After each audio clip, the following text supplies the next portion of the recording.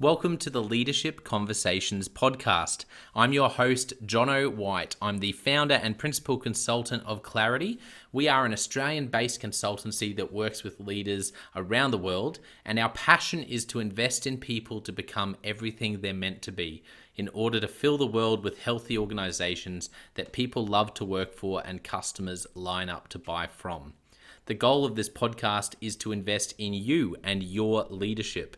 If you're just joining us for the first time, then feel free to check out consultclarity.org. That's our website, consultclarity.org. We have so many free resources on there, the most popular being our 7 Questions on Leadership series. We've had more than 1,500 leaders from around the world in all different sectors give their in-depth answers on leadership, what books they love, what they found most challenging, the most meaningful stories, how they structure their time through the day. That's free, so go and check it out. And we'd love to interview you about your leadership. I believe you have advice from your experience, your context, and your life so far that is important and can help other leaders. It's also a great way to give back. It's free to get involved, and you can do so by going to consultclarity.org/7-questions-interest, or just Google consultclarity.org 7 questions interest and fill out the form that pops up. We have a free resource for you on our website. It's called Leadership Survival Guide. It's a 57-page ebook. It has interviews with 10 world-class leaders, and you can go to consultclarity.org. It's right at the top, and get that today. We also have a daily email that we send out to over 15,000 leaders, and that email contains the highlights, our best content from our podcasts, our blog, my book, the books that we're loving that are out there about leadership. It's also the best way to get access to our masterclasses and workshops before anyone else. And there's also exclusive and limited special options just for subscribers. And you can subscribe by going to consultclarity.org/subscribe. Now, my gift to you is to work incredibly hard to provide the best leadership content I can to invest in you and your leadership. So if you're finding our content helpful, if you find this podcast helpful, then your gift to me could be this. If you do find it helpful, then write a review or rate our content and make sure you subscribe or follow. I can't emphasize enough how helpful that is. It really does help us to get the word out there so we can invest in more leaders to become everything they're meant to be. It also means a lot to me personally when people like you and people in our community share our content on social media. So if you do that, then please do look for me, Jonno White, to tag me, and look to tag Clarity on whatever platform you're on. And our team, including me, I'm always looking to see when people have mentioned us so that I can engage with you. And also we look at sharing content. So if you write something about something we've done, there's also a good chance we'll share that with our followers. So if you could do that, that is a massive, massive help as we try to invest in as many leaders as we can around the world. Last of all, you can check out my book about how to deal with difficult people even if you hate conflict. It's called Step Up or Step Out. It's available on Amazon.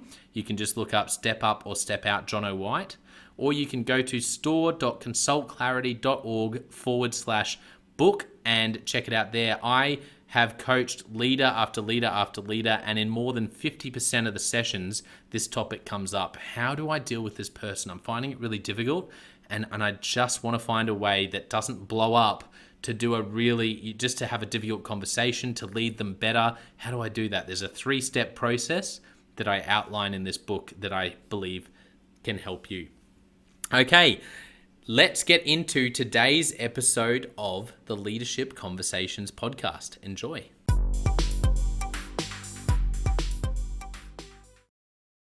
Welcome to another episode of the Leadership Conversations podcast.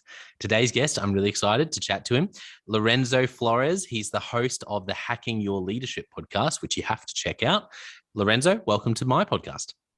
Thank you so much. I'm excited to be here, and any conversation that I can have around helping leaders become better leaders and sharing some of my own mistakes, failures, and successes in that process, I am always game for. So really looking forward to the show today. Yeah, man, you're in the right place with that perspective. I think we're going to have a lot of fun. First of all, can you just tell everyone a bit about what you do? Absolutely. So I'm a lifelong retail leader, and you don't. There are many of us out there, and most all of us will tell you that was not the plan.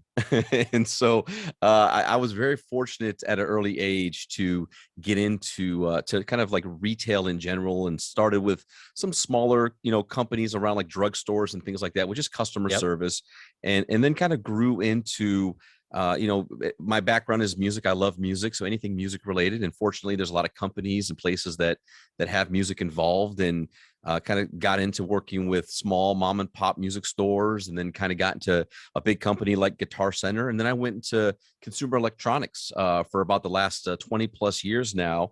And I'm currently a leader at Apple Inc., a small fruit company that many people might know of, and really enjoy retail leadership and the dynamics of that, and really making sure to inspire, motivate, and empower people, and having an opportunity to serve our communities with amazing products and services, along with customer service, is something I'm deeply passionate about. Yeah, that's fantastic. Great, and very succinct explanation of. I always love, one of my favorite things, and I say this all the time on the podcast, but I love when you have a sentence or two, and you just know there's literally, in your case, decades of experience. He has 20 years that, and in that Exactly. sentence, it's like, wow, there would be some great stories. And that's a bit of what we're going to chat about today. I'd love to start off by asking you, Lorenzo, little Lorenzo, your childhood, and when you're a teenager, as you look back, particularly in those early years, are there any moments for you that you think, yeah, if I had to pinpoint some of those really pivotal moments when I was little, when I didn't know at the time, but now I look back and go, that really shaped me to become the leader, to become passionate about retail and leadership in that space, but also generally entrepreneurship and leadership. What moments come to mind? Yeah, I think the first thing immediately comes to mind is the reality that I moved about every 4 years or less of my life, up until I was into my mid 20s. And that wasn't due to military. That was literally just due to opportunity. And, I was born, my mom raised me as a single mom and my sister. And in that situation, we had to move a lot. And I share that because when you move a lot as a kid, you find yourself being the new kid at every school, and nobody likes to be the new kid. It's not fun. Yeah. Everybody looks at you. Everybody has their groups of friends and their cliques of friends. And so a thing that I had to learn quickly was, how do I assimilate myself and find commonalities with kids? And again, this is to your question, looking back on it, in the moment, it be quite frank, it sucked. It was horrible. It was not fun. It was frustrating, and every move was new emotions as a kid. But as I learned to assimilate and to find commonalities with people, I became curious, and I started to figure out why do people do things differently than myself or my family? Why do people celebrate different things? Why do people eat different foods? Why do people have different rules? And in that space of moving around a lot, I really learned the value of curiosity, and really the value of inclusion through being open to diversity. When you're a kid and you're going through that, at first, what might be different and what might be, a different experience might be scary. Once you get over that and you say, well, that's weird, but let me learn more about it. That really shaped me, as an adult and as a leader, because it became a skill where I'm very quick to find the commonality with somebody. And that connection allows me to then kind of build some immediate trust, and allow us to have some dialogue where we can have some real conversation. And that's kind of it's one of those things that I will, looking back on, was probably the most pivotal thing in my ability to help influence and lead people. But again, at the time, was no fun whatsoever, but shaped me quite a bit.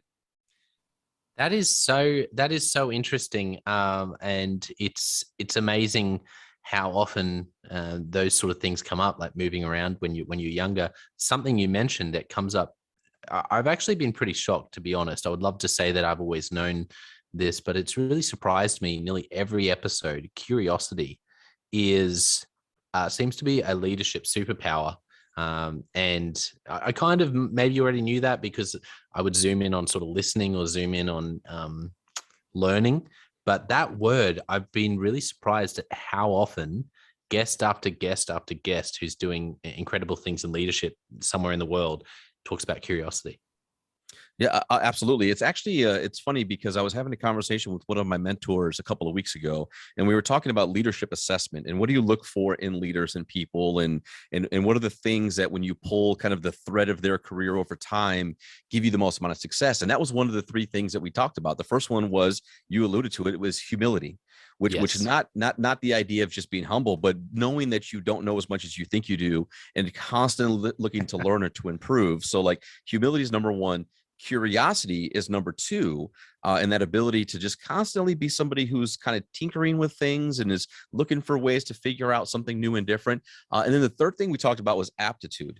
You know, the ability for those things that you're learning and seeing and understanding to stick, and to help you to take those lessons and move them forward. I think a lot of times people can get stuck in the, I'm willing to learn and I'm curious about things, but I don't ever apply them to the next thing, and so it becomes really hard to advance yourself in your career. So I would wholeheartedly agree that curiosity is just one of those things that when you see it in somebody, you're hearing somebody, it's a very helpful in assessing where they are or what they're capable of doing.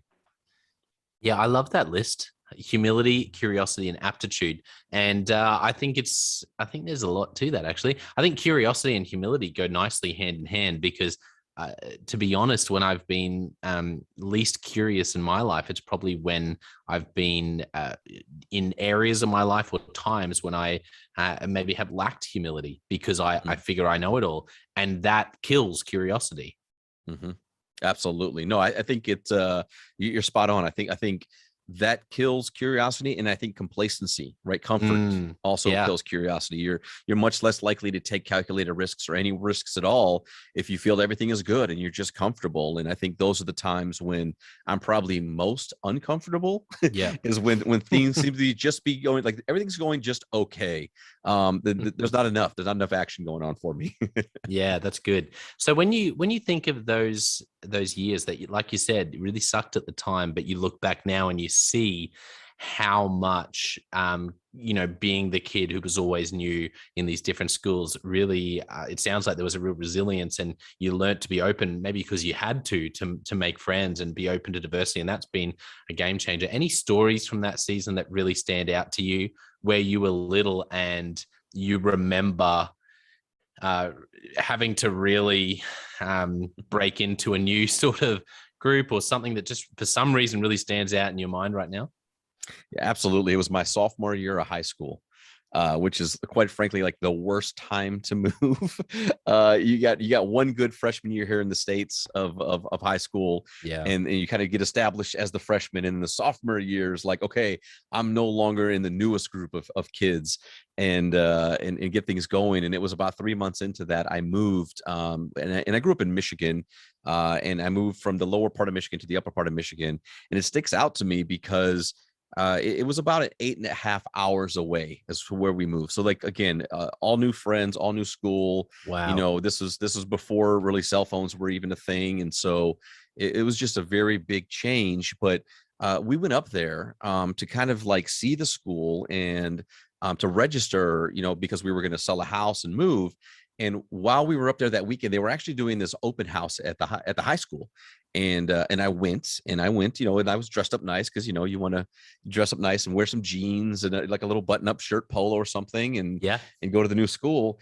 And they had an open gym, and so at the time I was really into basketball, and I learned how to play what we would call Detroit style basketball, which is a little bit more rough, a little bit more flashy, and Yeah. a lot of trash talking.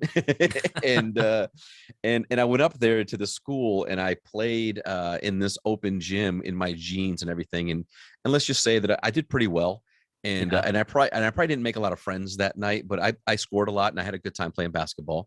And so I just shared that because fast forward 2 months later, when we're going up to this school, and I get pulled into a classroom from a teacher on my first day of school to ask me if I'd be interested in playing on the basketball team.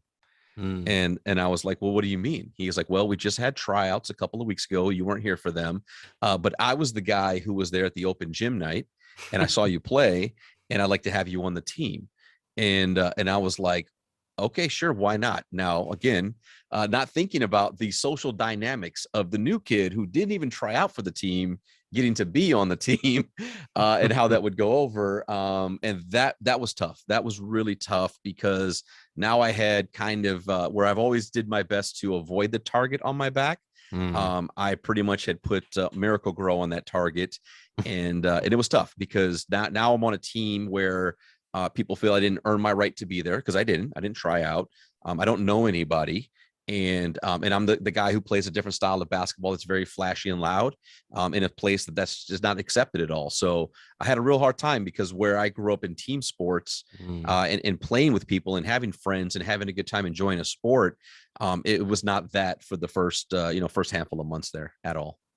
Yeah, wow. And the interesting thing about that story is how you never would, like, it's obvious when you tell it, but at the time, I'm sure you, well, if it was me at that age, I wouldn't have had any foresight that not having done the, like, not having tried out was going to set me up to be.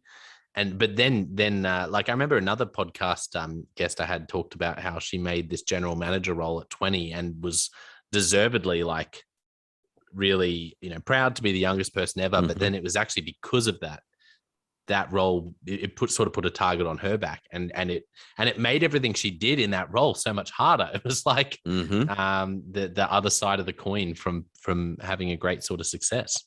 Absolutely. No, it's true. And like, look, I think sometimes, in those moments, you have to do what's right for yourself. You have to take on the additional responsibility. I talk a lot about, having an overdeveloped sense of accountability and being able to step into your bandwidth that you've created out of doing great work. And it results equal credibility, equal opportunity. So when you have the opportunity, take it. But I think that's a part of leadership and growing up. And I think those are the times that perseverance and grit, two really, really hot topic, big words right now. Those two and psychological safety are kind of like the leadership buzzword bingo right now. But the funny thing about perseverance and grit is that everybody talks about it and how valuable it is and how you need it and how it's so helpful. But when you're in the middle of it, it is horrible. It is no fun to be in the middle of perseverance or grit, because by definition, you are just having to push yourself forward through something that is either really difficult, or you're finding it to be really difficult, and you just have to stay focused and committed. But I think that is because it's so tough to get through. That's what makes it so valuable on the back end. Yeah, I agree. What comes to mind for me is the recent Australian Open tennis, Grand Slam. I don't know if you follow tennis at all, but Rafael Nadal, who's one of my favorite sports people, just, he's 35, I think. He's in the final against this young guy Medvedev, who's obviously playing some of the best tennis in the world, and is 10 years younger, and and Rafael Nadal's 2 sets down. So, and this is the point where they start reading the stats, right? Rafael Nadal has never come back from 2 sets down in these 20 previous, and an Australian Open final. Like, just all the statistics were against. And the amazing thing about him, and I feel like he's a sports person that really embodies grit and perseverance. But it makes it so much more special, because it's one thing when he did that at 25, but he comes back from 2 sets down, wins the next set to be 2-1, then wins the next set 2-all, and then wins the final set with ups and downs on the way. And the one word I would have for that performance, if let's say two, is what you just said: grit and perseverance. But it got him through that. But that must have been something he developed over 35 years. Because I've just, to see someone do that, you could see it was the decades of turning things around in match after match after game that he used in that moment. It was nothing new in the moment. It was something he had developed. Yeah, absolutely. I haven't I've been into tennis recently, a little bit here and there, but I actually grew up as a tennis fan. But to show my age, I grew up in the era of Andre Agassi, Yes. and Pete Sampras and Boris Becker and all those types of players. So Rafael Nadal, when you bring up his name, I do have a little bit of a thorn in my side, because I don't know if you know this or not. But Agassi held the record, I think, for like the most consecutive wins for like a male teenager that it was there for like 17 years until Rafael Nadal broke that record I in didn't like know that. 2000, like 2005 or something. Like that was just, it was like, see, it's like we're petty and we hold on to these things, but these are our heroes, right? But Oh, it's completely.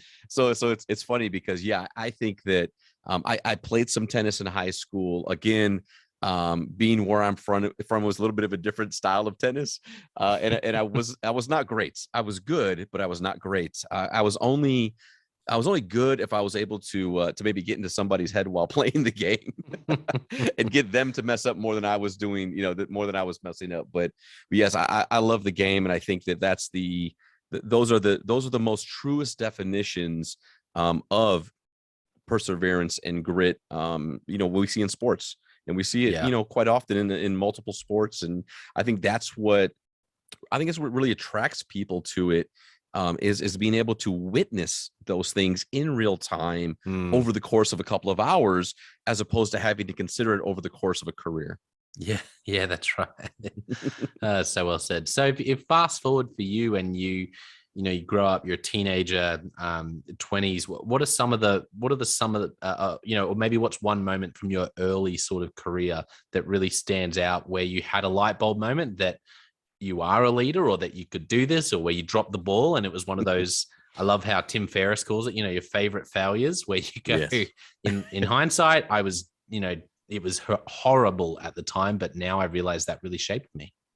Yeah, absolutely. I've always been a very empathetic leader, and I've always been a kind of a team player, and I've always been a leader that wants to find the successes to celebrate. Kind of like any movement is good movement was kind of like my early career, was like, let's just take every win as a big win.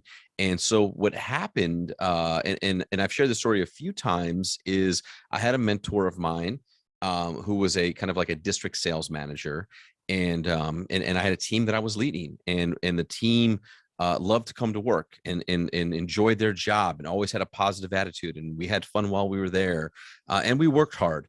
But we were not actually delivering upon the expectations of the metrics that we were, being asked to deliver upon. And that's a tough thing to do when you're in a space or any industry or company where there are measurable objectives, and the expectation is that you are either profitable, or you're growing your business, or you're selling the things that you need to sell. And she pulled me aside, and she goes, I've always appreciated your positive attitude. I've always enjoyed working with you. I know your team absolutely loves you, but they're going to let this ship sink. And the reality is, here's the data, here's the numbers, here's the results of your team. Mm. And this cannot maintain over time. Like, this is not an acceptable level of business. And so I see that you celebrate a lot of the times when they have success, or they celebrate some of the things that they have as examples of doing good work, but those things are not equal or adding up to the minimum expectation. And that's not okay. And so she had to have that kind of very clear conversation with me about it, to say, like, no matter how good of a job that you do in leading your team or feeling good about the work that they do, the reality is, if you can't maintain a profitable business, or you can't meet these minimum objectives, you won't have a team to lead, because that's just how the business goes. And so that was pivotal for me, because I always felt that I always felt that my team's success was their success, and their failure was my failure. And Yeah. so I had to figure out what I was going to do to change that. And what I ended up doing was sitting down and putting together kind of like a contract of, like, hey, here's what we stand for as a team. These are the Mm. things that we're being measured on, that are required. These are minimum expectations of what we're being measured on. Here's what I'm going to ask of you, and then here's what you can expect from me as your leader. And I sat Mm. down with each one of them, and we read it all over, and I signed it and they signed it. And I know it's like, it wasn't any type of performance document or any type of a write-up. It was something that I just made up myself and printed out. But for me, I had to be that clear about exactly what it was that we were trying to do for one another. And the great news was over time, over a couple of weeks and a couple of months, the strategy came to life. And while we had Wow. maybe a few people that didn't live up to the expectations, the vast majority of the team did. And what they were looking for was clarity and accountability. They wanted me to Mm, be really clear about the goal, and they wanted to make sure that I was holding them accountable to doing what they said they were going to go do.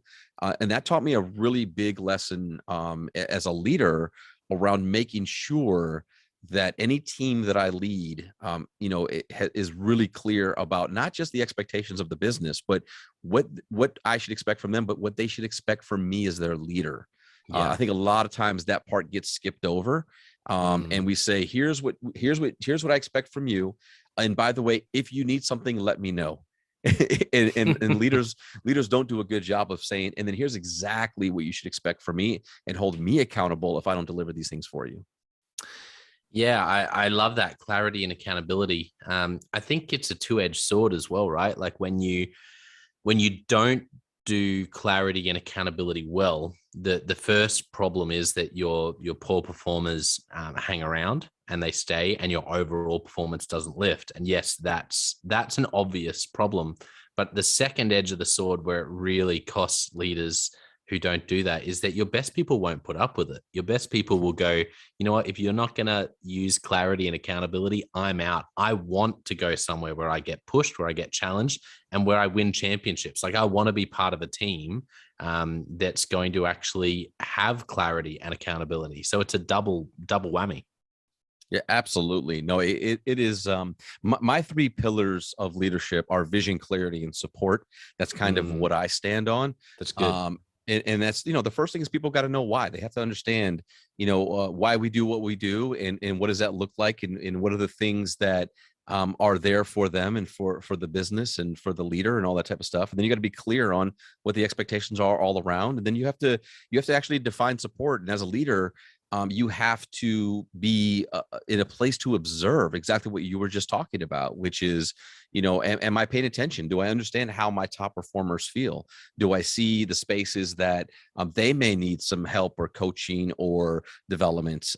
Do I, am I checking myself enough to make sure that I'm adjusting my leadership style, and am I borrowing from my toolbox of leadership skills to apply them to the team when the team needs it?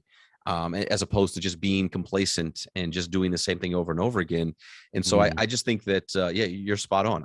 Most all people want accountability, because we tend to forget that, being accountability is like a fiduciary term, and it's just about like balancing out everything at the end of the line.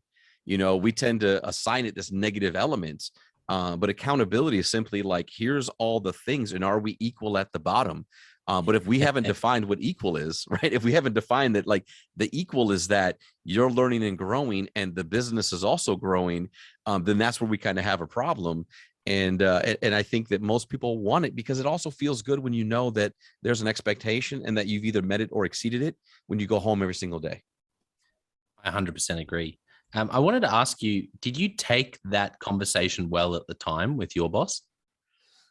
No, I mean, it was,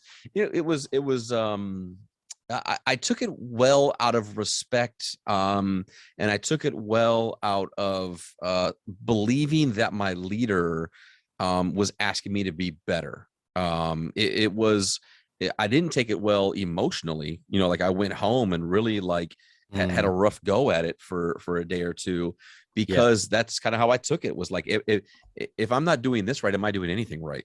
yeah, yeah. And and here I am thinking that I'm doing a really, really great job, and I'm missing a major component to success. And now fast forward down the years, where I can share my stance and say, like, outcomes are the ultimate measurement Yeah. of growth and development, right? Mm, Because if people hmm. are getting better, more efficient, more effective, then they should be better at whatever it is, the job that they have, and whatever those expectations are, and that should output your outcome. So, like, now I completely understand it, but at the time, it was a major kind of blow. And I had to really step back and think about what do I owe myself, and what do I owe my team, which is what got me to kind of creating these little fake record deals. Yeah, I love that, and I love your transparency and vulnerability around that, because I have to admit, similarly for me, when I've had difficult conversations, with a boss, younger Jonno, particularly say in my 20s, man, I did not like, I took it well on face value to them, but internally it was like, I was all over the shop, exactly like you just said. If I'm not doing this well, am I doing anything well? Even to the point of, if I'm not doing this well, am I like worth anything as a person? Like, Right. really like, and so I'm interested in your thoughts on two things. Firstly, for leaders who are listening who might have just gone through that, or they might be the Lorenzo receiving that sort of tough feedback. Let's start with that. I won't ask you two questions at once. What advice would you give to people now, what you know, about how to receive that sort of feedback well? I think if you find yourself in a space where you have somebody who's willing to be honest with you, then you have to be honest with yourself. And, if you've got somebody, because I think if you just have a shitty leader, I'll call it for what it is. Like if you just have a leader who is not any good, Yeah. and they don't care about you, and it's all about the number or the thing or whatever it is, and that you know what I'm talking about. If you have one of those that could care less if you came to work or didn't go to work, then there's really nothing. We can play the game and say take what you can take out of the negative experience, but the reality is, like, it's hard to take that with any type of honesty and realness of making a behavioral change. But if you have somebody who is invested in your career, your development, if you've had somebody that has been there with you, and has both given you recognition, but also maybe having a tough conversation with you, and they are willing to be very honest with you about the assessment or an opportunity, then you have to be honest with yourself and really step back and say, am I showing up for myself, to my own expectation? I firmly believe that if you want to be a great leader, the first person that you have to follow is the person in the mirror. Yeah. You've got to role model for yourself. You have to be, what you want to be for yourself before you can be that for others. And that can be really difficult for us, because what we tend to do is we want to believe that we are the aspirational versions of ourselves. We want to believe that we already have it figured out, and that we're already great at that, and that how could they possibly say that I'm already so good at that? That's ridiculous. And they don't see what I did. And last Tuesday, this person told me that I was the greatest leader they ever had, and we convince ourselves in our own highlight reels, that that's who we are. But if you have a leader who has any bit of investment at all in you being successful, and they've tried to help you in any way, take that honesty seriously, and then be honest with yourself. That's so good. I always talk about unrealistic expectations being, which is why I love what you said about being clear, right? Because and it's one of the things I talk about in my book, Step Up or Step Out, which is all about dealing with difficult people. It's funny, when I was putting this together, I asked this question, which I have to give honor where it's due, which is Peter Janetsky. He's a fantastic counselor, just wonderful guy. He's also been a real help for me and for my wife Liz, and to a bunch of people. He's a Brisbane guy in Australia, where I am, but he talks about this idea of unrealistic expectations being, when you look at a difficult person, someone who, like, let's go to the extreme, really toxic, what's often at the core, because there'll often be a complete lack of perspective, and it's unrealistic expectations. And the challenge for me, and I'd say for all leaders out there, is that we have to adjust our unrealistic expectations. And if there's no one difficult in your life, I've had some people, only once ever, but I had someone say, I've never had a difficult leader or anyone difficult around me. And the problem is, if there's no one difficult in your team or around you in your life, then potentially you need to work out, maybe I'm the difficult person. And the truth for all of us is that we can be difficult. And the thing that will make us difficult is unrealistic expectations. And the more realistic we can get, the more 360-degree feedback, the more mentors that, having a great leader like you just described, who invests in us, and then not being shocked, like I've been before, when they give you some hard feedback. You're like, yes, someone to invest in me. And then boom, they tell you how it really is. And you go, that's completely different to my unrealistic expectation of myself. But that is I found that hard. I so respect particularly young leaders who can take that sort of feedback better than I could, because it's intensely difficult from my experience anyway. Yeah, I think it's No, I think it's a great point because it is I think some people take the feedback because it's all they know. I think some people take the feedback sometimes out of fear. But to your point, if you don't have mentors in your life that are willing to share with you their mistakes, that's kind of what I tie it to, is where that unrealistic expectation comes from.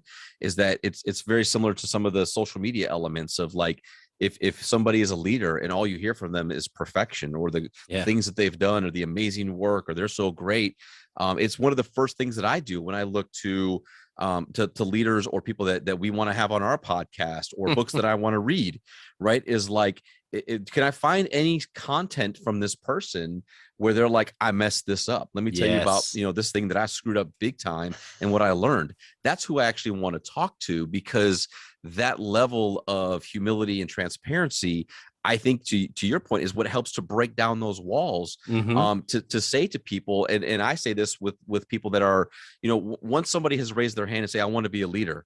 And I'm like, fantastic. Okay. That's great, because let me walk you through a couple of steps here. The first step is you have to be good enough at your job that you can earn the bandwidth for more responsibility.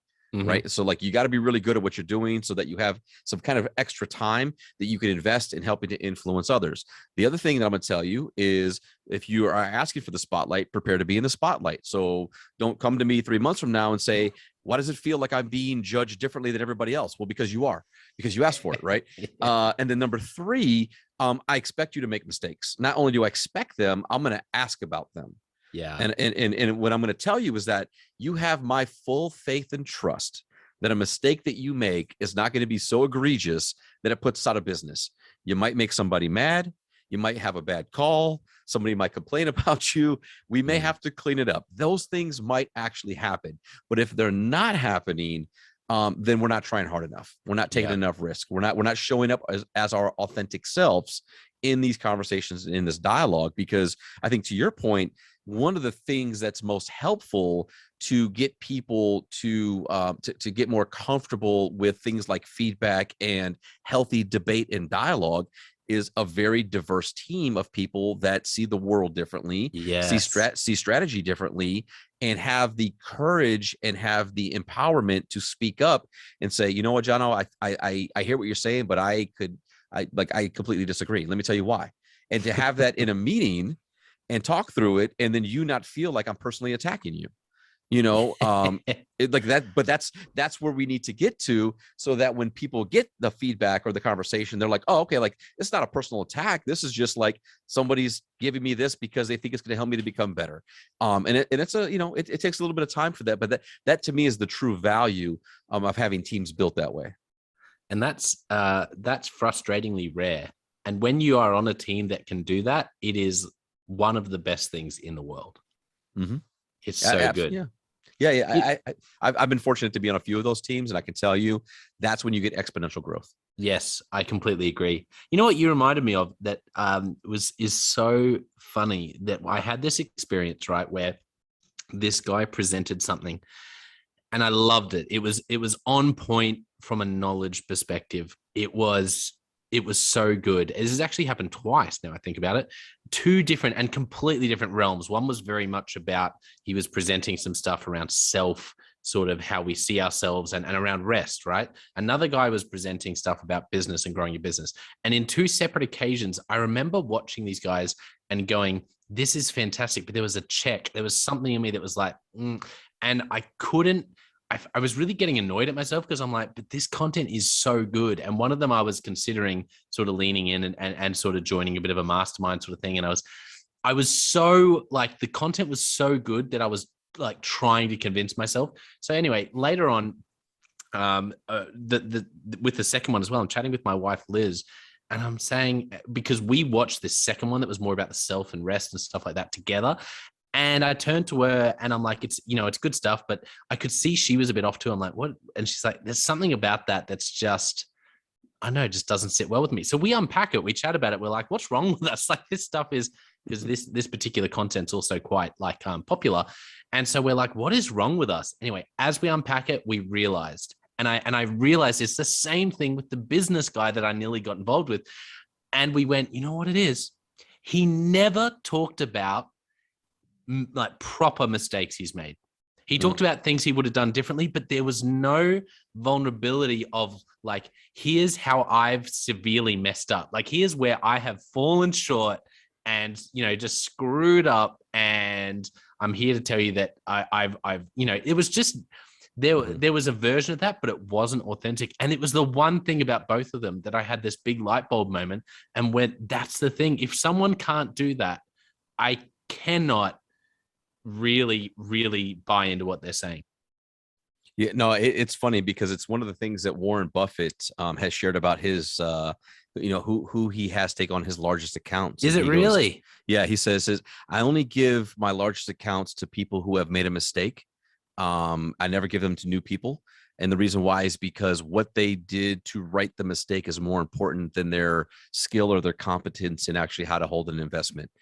And that's exactly what he does. He goes, I will only give those to people that have messed something up and then worked hard to fix it, because I know that if something goes wrong, I know what they will do. That's so good. And that's so counterintuitive. Normally we punish people who've made a mistake and we're like, well, I Right. won't give them anything because they had to fix that and turn it around. I'll find someone who hasn't made a mistake.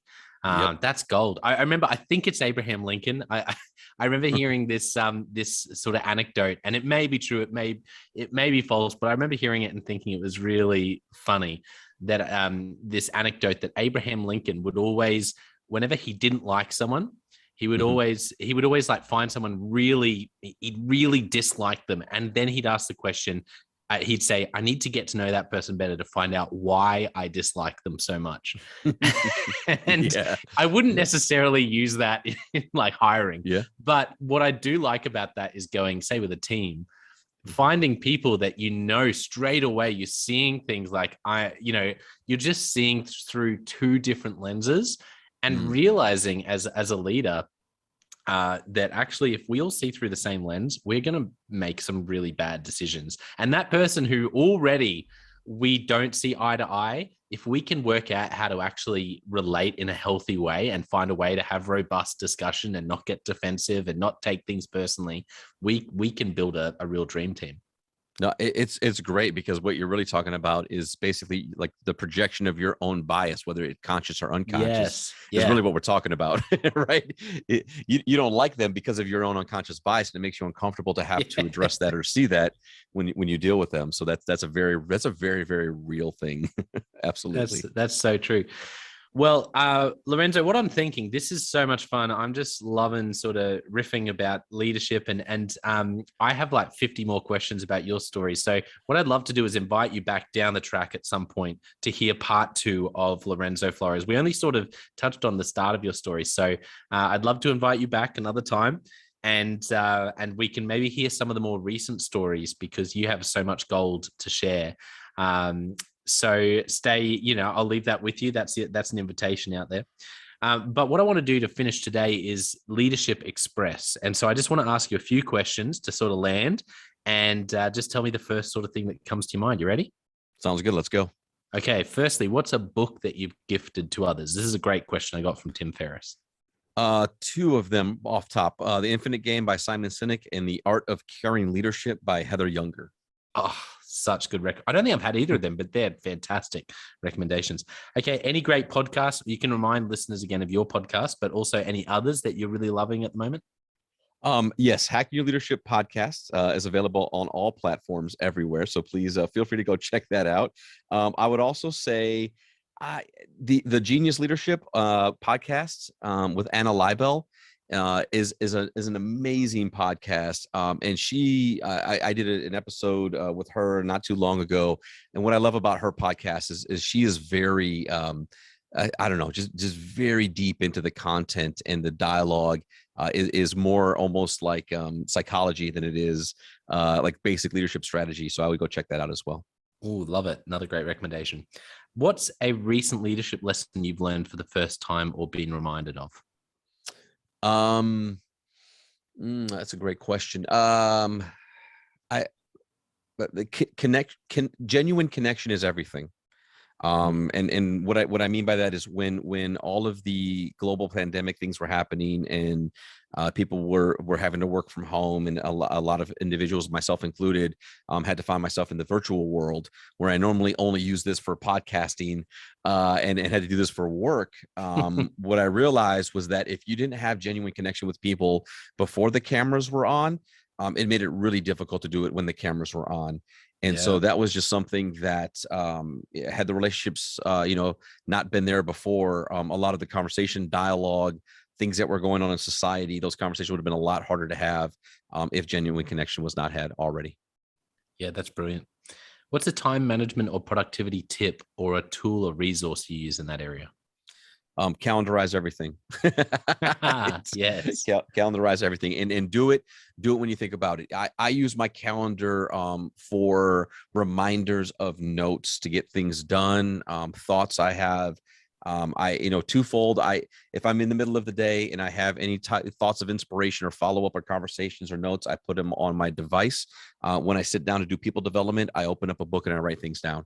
And I think for me, those writing things down is much better when it comes to remembering things. But time management wise, taking notes throughout the day when you think of them, as opposed to, oh yeah, I got to remember to put that down. Do it in the moment or you'll forget it.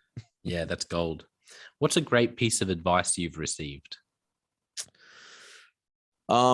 Take your job serious, but don't take yourself serious.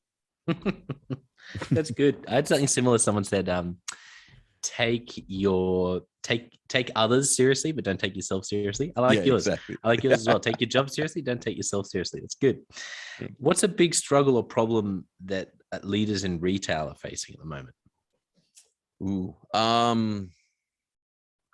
I think balancing the constant evolution and expectations of running profitable businesses, with providing developmental experiences for people.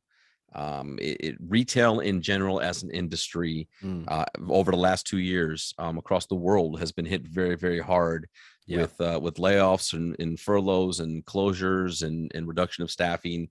And so basically what you have in a lot of instances are people that are just fighting every day, to try to keep companies alive. And when you're in a state of survival, it's hard to find the time to spend dedicated to actually developing people, for the days that the grass will be greener, because you're just simply trying to get through the next day. Yeah. Well said. That's really articulate. A movie or TV show that really impacted you? I am a hip hop fan. I'll put that out there right now. Yeah. A 90s hip hop, and I'm a vinyl DJ and did radio, and that's really a big thing for me. Yeah. And so the Wu-Tang series on Hulu yeah is it almost brings tears to my eyes. Wow. Because even though it's not a true element of how that group and that music was created, it is a great slice of reality of music at that time, because I was able to also be involved in music at that time, and just seeing and hearing music and sounds and groups and the way that it was done was very real to me. And that was very recent. Yeah, thank you for sharing that. That's another recommendation I haven't had, and I love. That's something I'm going to check out, because I wasn't involved at all in that time, but I do love hip hop now, but I feel like I don't get the same nostalgia from those who were sort of. So I love learning about these different seasons that I haven't been part of and seeing it so I'm going to check that out. Thank you. That's great. Absolutely. Yeah. Okay. Last question. If you could only give one piece of leadership advice to a young leader, what would you say?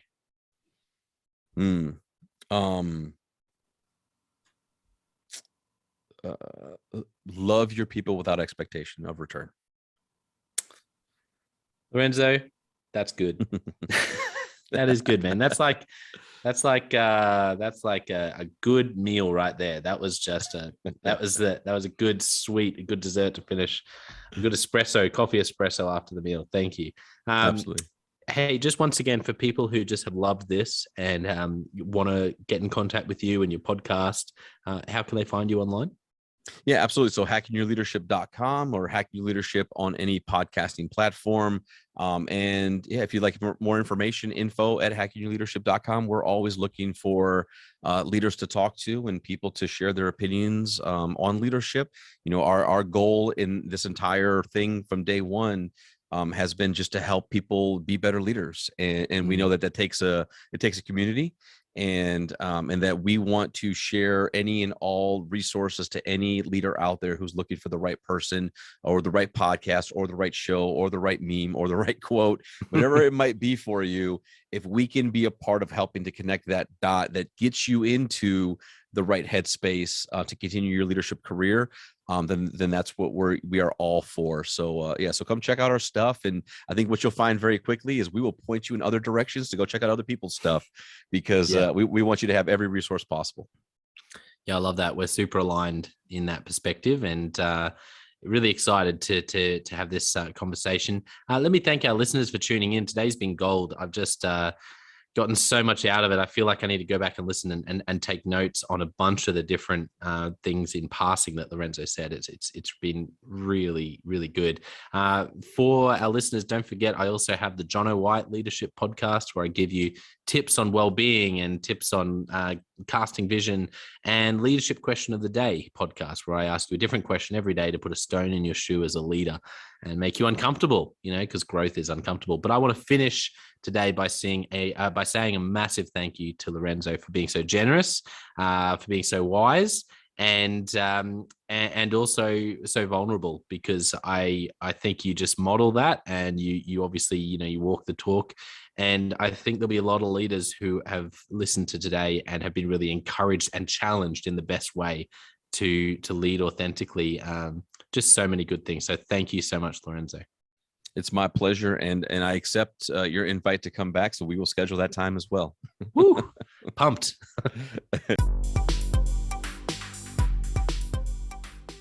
Well, I hope you enjoyed that episode of the Leadership Conversations podcast as much as I did. If you're joining us for the first time, don't forget to check out consultclarity.org. That's our website, consultclarity.org. We have so many free resources on there, including our 7 Questions on Leadership series. We've had more than 1,500 leaders from all over the world in all different roles, in different industries, answer these 7 questions on leadership, and leaders give these in-depth answers around how they spend their time, a book that's been significant for them. It's just a gold mine. It's completely free to access, so go to consultclarity.org and look for that. We'd also love to interview you about your leadership. I believe your experience, your life, your context means that you have advice on leadership that other leaders can learn from. Yes, you. If you're going, not me, well, no, I really believe you would have something to add. So if you're looking for a way to give back, it's completely free to get involved. And we would love to interview you through the 7 Questions on Leadership. You just go to consultclarity.org/7-questions-interest, or Google consultclarity.org 7 questions interest and fill out the form and get involved. We have a free resource on our website called the Leadership Survival Guide. It's a 57-page ebook, 10 world-class leaders giving their thoughts on leadership, and that's completely free. It's available on our homepage, consultclarity.org, right at the top, so make sure you go and get that and download it today. And we have a free daily email that you can subscribe to. We send this out to over 15,000 leaders from around the world. And it contains the highlights of content from our podcasts, our blogs, our books we're reading. It's got the best content, and it gives you exclusive, limited, early access to our masterclasses, workshops, new products, special offers. It's all for our subscribers. You can go to consultclarity.org/subscribe and join 15,000 other leaders. And my gift to you is to work really hard, particularly through the Leadership Conversations podcast. I have been blown away by the quality of the leaders, and I'm learning as much as anyone in doing these interviews. So I'm having a great time. And my gift to you is to keep lining up the best leaders I can to invest in your leadership. Your gift to me, if you're finding this helpful, there is something that you could do that would help us out massively. And that is to write a review and to leave a rating for our podcast or wherever you're watching or listening to this. I can't tell you how much that helps us out. Also, subscribe or follow. It really does make a difference in helping us to help more leaders become everything they're meant to be. Another thing that means a lot to me personally is when I see our community share our content. So if you do share this or any other piece of content on social media, then thank you, and please do that. And look for me, Jonno White, or Clarity, and tag us in your post. Our team is always looking for posts to engage with from our community, and there's also a chance that we'll share your content to go beyond and share it with our followers. Last of all, you can check out my book. It's called Step Up or Step Out: How to Deal with Difficult People Even If You Hate Conflict. I wrote this book because 50% of the coaching sessions I have with leaders, this topic comes up again and again and again. And it's this idea of, how do I have this difficult conversation? How do I lead this person better when I'm finding them difficult? Or in some cases, you look and you say, I think I might be leading a difficult person. They're just quite difficult to lead, or I'm finding them quite difficult to lead. So there's a 3-step process that I unpack in Step Up or Step Out. And the amazing thing, and I've literally done this myself, and I've heard it anecdotally from other leaders as I've coached them, is that if you follow this process, you will see that person step up and change their behavior or make a decision, which is to step out some of the time. 95% of the time, people will step up or step out in just 4 weeks. And I stand by that. It's you have to read the book to understand, but I really do believe in it, and I've experienced it firsthand. It works. So you can go to Amazon, look up Step Up or Step Out Jonno White, or store.consultclarity.org/book. Well, thank you so much for listening. We're going to be back with a new episode next time of the Leadership Conversations podcast. And I hope today has helped you to take another step towards becoming the leader you're meant to be. See you next time.